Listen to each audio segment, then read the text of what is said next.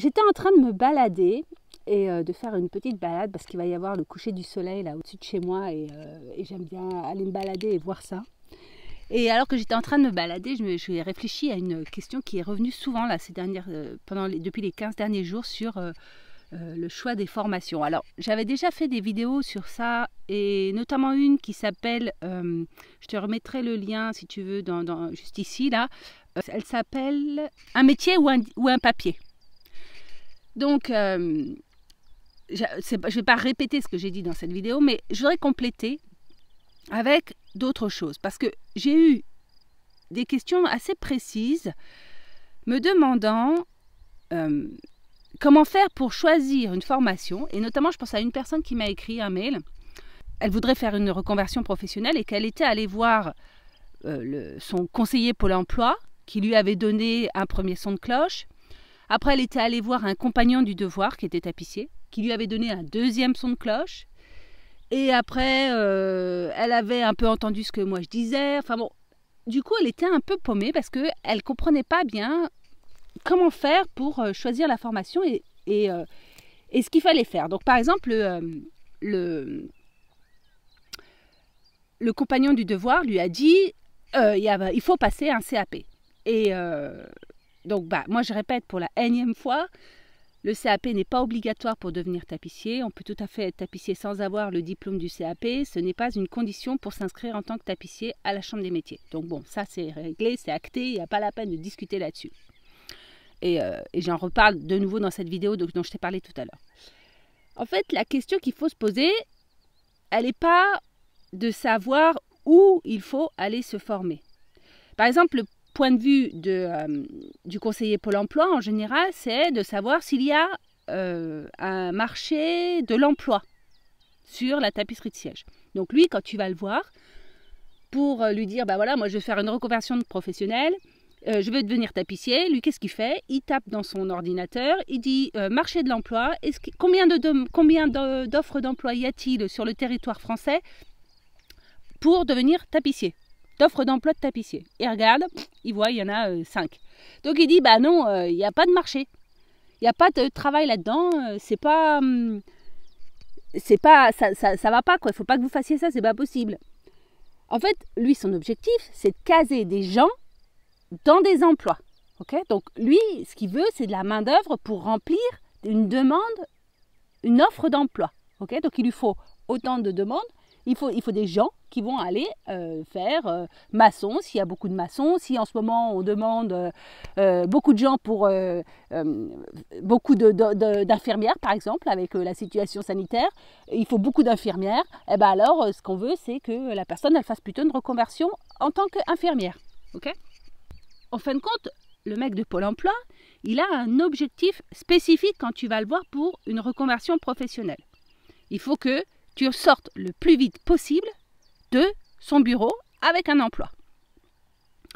Quand tu vas voir un artisan du compagnon du devoir, il va forcément valoriser sa filière parce que les compagnons du devoir, c'est une tradition très ancienne. Et donc, il va forcément valoriser la manière dont les compagnons du devoir pratiquent leur métier.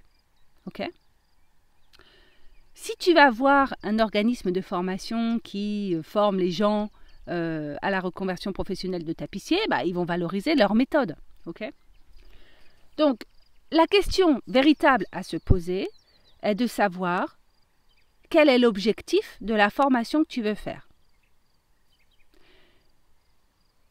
En fait, quand tu veux devenir artisan tapissier, tu as plusieurs options.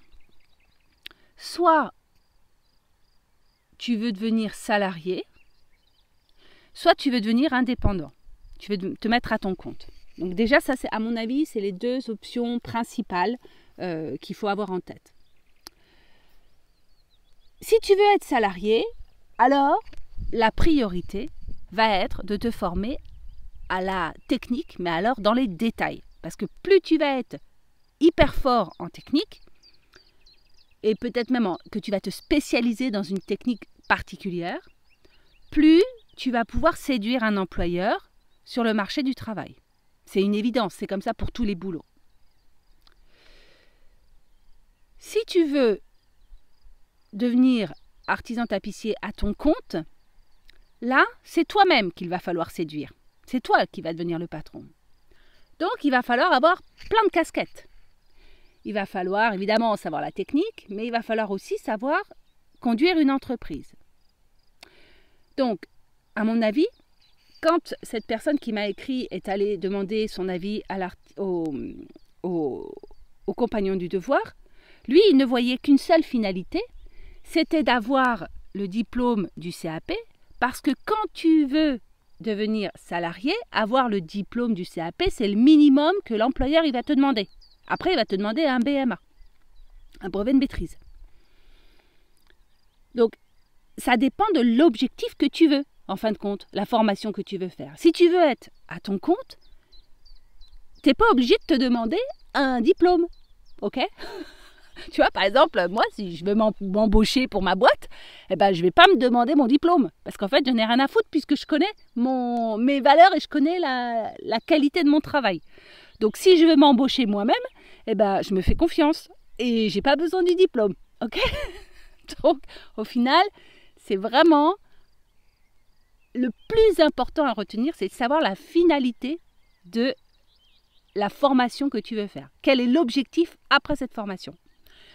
Une fois que tu connais bien ton objectif, et alors partons sur le fait que tu veux te mettre à ton compte, il va donc falloir que tu prévois la manière dont tu vas conduire ton entreprise. Et la manière dont tu vas conduire ton entreprise va correspondre à ce que tu veux faire dans cette entreprise. Par exemple, si tu veux faire uniquement des sièges, par exemple de la garniture de sièges, tu n'es pas obligé d'avoir une formation sur la couture, une formation de tapissière pure, c'est-à-dire de couturière d'ameublement.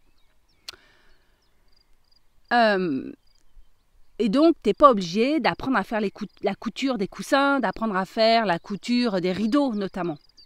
Ça, tu pourras tout à fait le sous-traiter quand tu seras à ton compte. Si quelqu'un te demande, tu pourras sous-traiter la couture d'ameublement, y compris la couture de la confection des coussins. Si dans ton entreprise, tu veux faire des sièges et que tu veux faire uniquement des sièges contemporains, alors, peut-être que apprendre la tapisserie traditionnelle, la garniture traditionnelle, ce n'est pas une obligation. Peut-être que tu n'as pas besoin d'apprendre la tapisserie en garniture traditionnelle. Mais par contre, si tu veux travailler uniquement pour des nobles qui ont du mobilier d'époque, du mobilier signé, de très très belles factures, alors là, il va falloir apprendre les techniques traditionnelles dans la pure tradition. Okay? Donc, il va falloir t'orienter sur une formation qui va te former à la garniture traditionnelle et qui va t'apprendre toutes les choses qu'il faut savoir en garniture traditionnelle. Par exemple, si tu veux te spécialiser dans le mobilier Napoléon III, d'accord? Parce que ce que tu veux, c'est bosser avec les collectionneurs de mobilier Napoléon III, il va falloir à ce moment-là que tu apprennes le capiton. Parce que sur le mobilier Napoléon III, c'est évident qu'il faut savoir faire le capiton en traditionnel. Okay? Si tu veux te spécialiser dans les fauteuils club, il va falloir savoir hyper bien faire le travail du cuir. Donc là, je te conseille de compléter avec une formation dans le travail du cuir. Et il va falloir aussi savoir super bien faire les guindages suspendus.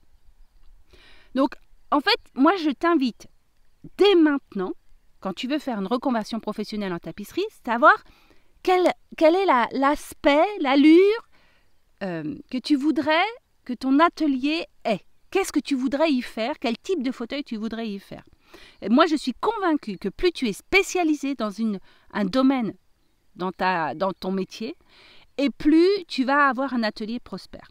Okay? De faire un peu de tout, ça fait un truc un peu moyen. Si tu as de l'ambition et que tu veux aller loin, je te conseille sincèrement de te spécialiser. Par exemple, il y a des gens qui se sont spécialisés dans le mobilier vintage et qui ne font que du mobilier. Il y a des tapissiers qui ne sont spécialisés que dans le mobilier 1960, 50-60. Okay? Les fauteuils cocktails et toutes ces choses-là. Donc ça, c'est vraiment un truc très important qu'il va falloir que tu réfléchisses pour choisir ta formation. L'important, c'est pas de savoir où faire sa formation, mais de savoir dans quel objectif tu fais ta formation. Pour illustrer une dernière fois ce propos, si tu veux devenir dentiste, eh ben, tu vas pas à l'école des plombiers. Ok? C'est pas compliqué, hein? Voilà, ben alors je te laisse. Moi, je vais retourner continuer à faire ma balade. Je te montre quand même, j'en profite, je te montre un petit peu le décor. C'est magnifique là où je suis. Il y a le soleil qui est en train de se coucher et les vaches un peu plus loin. Tiens, je te montre ça. Et attends, je vais essayer de retourner le... Voilà, donc tu vois, c'est en train de... C'est magnifique hein, ici. Hein. Oh là là, qu'est-ce que j'aime ici, cet endroit. Et là, regarde, tu as le soleil qui est en train de se coucher, qui va se mettre derrière la colline. Allez, je te dis salut!